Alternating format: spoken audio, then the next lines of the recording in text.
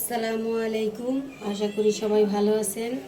আজকে আমি এই যে ইলিশ নিয়েছি, এটা দিয়ে আমি ইলিশের দো পেঁয়াজা করব। ইলিশটা ছোট, তো এর আগে আমি ছোট ইলিশ দিয়ে অনেক রান্না আপনাদের সাথে শেয়ার করেছি। তো আপনারা ভাবতে পারেন কি ভিডিও দেই। আসলে আমি প্রতিদিন যেটা রান্না করি, যেটা খাই, সেটাই আপনাদের সাথে শেয়ার করি। আমি বেছে বেছে ভিডিও দেই না। তো আমি এটা দিয়েই আমি আজকে ইলিশের দো পেঁয়াজা করব। তো আমি কিভাবে এই দো পেঁয়াজাটা করি সেটা আপনাদের সাথে শেয়ার করব। সেজন্য আমি সব কিছু কেটে নেব, যা যা লাগবে আমার। তো দেখার জন্য সাথেই থাকুন।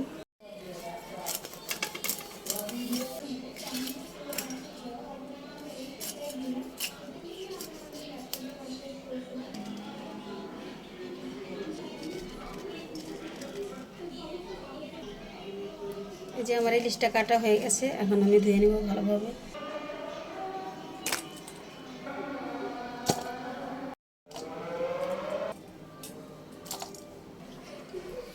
এই যে আমি পেঁয়াজ কাঁচামরিচ কেটে নিয়েছি, পেস্টটি একটু বেশি লাগবে, সেজন্য একটু বেশি করে পেস্ট কেটেছি।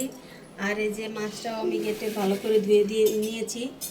তো এখন আমি এক এক করে মশলাগুলি দিয়ে দিব।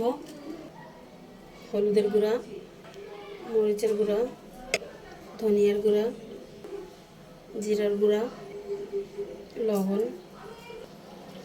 তেল দিয়ে দিব। এখানে অল্প তেল দিব, বেশি না। এখন আমি এগুলো সব একসাথে মাখিয়ে নেব। এখন আমি মাছগুলো এর সাথে দিয়ে দিব, দিয়ে ভালোভাবে মাখাবো। আমি কড়াইটা বসিয়ে দিয়েছি, যে কড়াইটা গরম হয়ে গেছে, এখন তেল দিয়ে দিচ্ছি। এই যে আমার তেলটা গরম হয়ে গেছে, এখন আমি যে মাছটি দিয়ে দিব।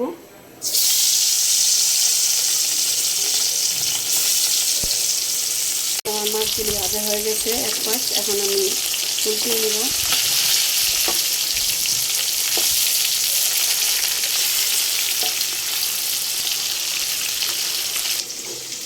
এই যে আমার মশলাগুলো আমি দেইনি, শুধু মাছটাই দিয়ে দিয়েছিলাম।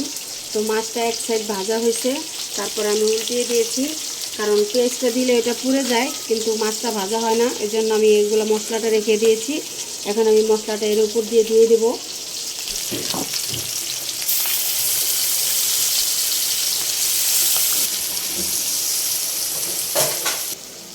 যে আমি এই বলটা ধুয়ে অল্প একটু পানি দিয়ে দেবো এর উপরে।